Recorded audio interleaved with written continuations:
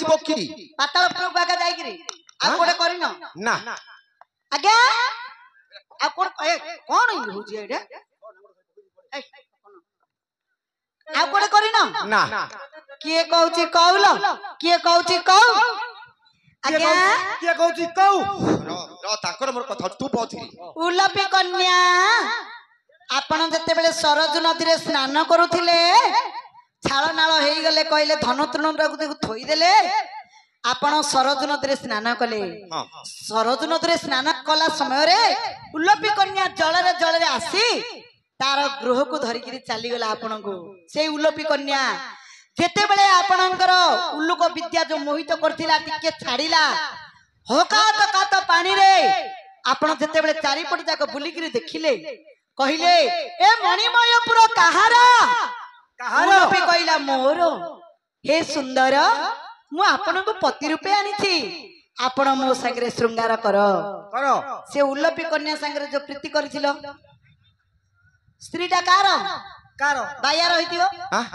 car ए उलपी कन्या तमे जानिबा कथा जे हां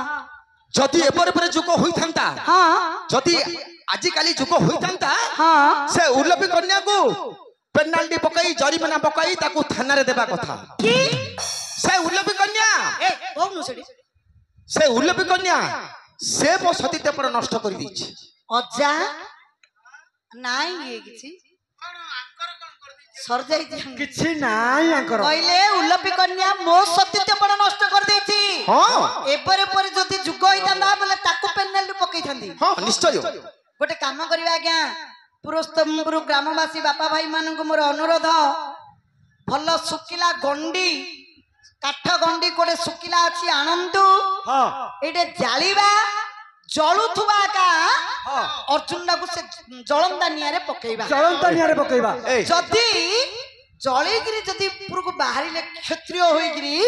बोले अर्जुन रो सतीत्वपण उल्लपी कन्या किछि करिनी ए मु ताकर सतीत्वपण नष्ट होइनी ए हे जाईची